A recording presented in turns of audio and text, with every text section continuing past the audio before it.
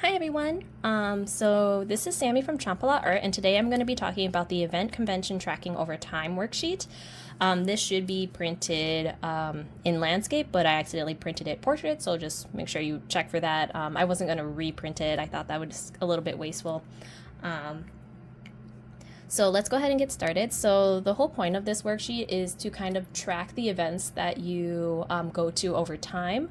So mine starts like back in 2018. So, you would just put all the years, so on and so forth, blah, blah, blah.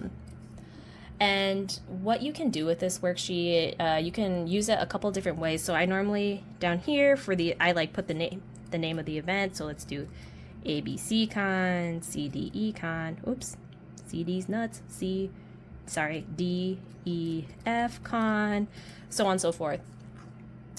So I actually have multiples of these. I have one for, revenue. I have one for costs, and then I have one for profit. I do like to sort of track these over time, and then underneath in this like white space, I know I put these notes in here, but I'll also like include like, let's say DEF con,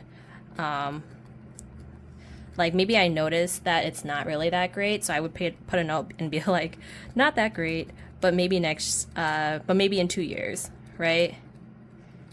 If they survive that long. I normally like have notes like this for first time cons, or if I go to a con, like let's assume for like DEF con, I actually didn't ever go to the con, or sell at the con, I just went to the con in 2021. So that's sort of like, this would never really be filled, but I would keep it in there because I had these notes on it. F, I guess I need another row now. F, G, H, I, con. Okay, so if you're putting revenue in, the reason why you want to have multiple different ones, I think, is because each version has its own benefits, right? So the revenue will tell you like, this is the total amount I got in, and it can be really, really high. It can be really, really, it can be a lot of money. But if it could be a lot of money you pull in, but if the costs outweigh the revenue, oops, please, thank you. If the costs outweigh the revenue, then you don't really do that well. So that's where the profit can come in. As a useful, like, okay, this is actually how much I profited.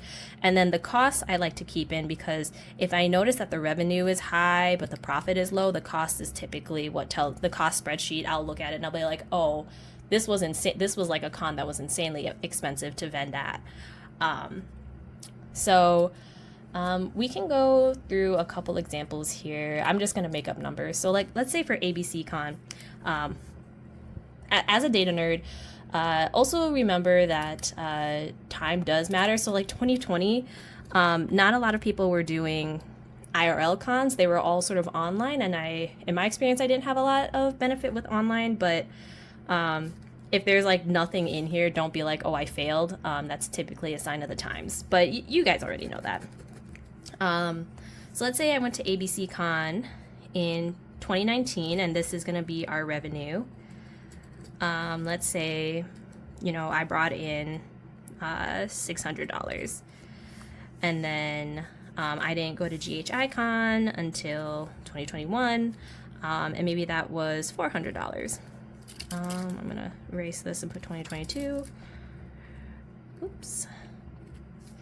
Also went to ABC Con in 2021, and there, maybe I made $1,500, because this is, for those of you who are OGs, we all know that 2021 was the year where it was just like big bucks. Everybody was just so excited to spend money and to be out and about with other people after the pandemic happened. As this goes on, you'll gain more information. This is just something that takes time to gather, but what's really helpful, so let's recreate like a new row. Let's say this is, let's say, we're gonna keep the same years, but we're just gonna do ABC. Like, let's say you really go ham. You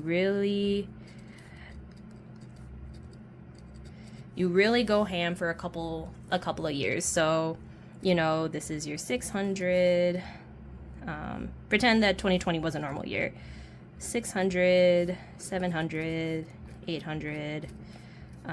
You went to one here and maybe you made $50 and you're like, ugh, maybe not. But then you gave it a couple years and you're like, oh, actually, I made a little bit more, a little. And then this one could be like your major money maker. You know, I say major money maker. This is all sort of relative, right? Some people might look at this and kind of laugh at the numbers, but just relatively, you know. And then here, let's say you actually didn't make anything, and you're like, nope, and you're just kind of watching it. And so this is kind of where the stars come in, right? You're like, no ads.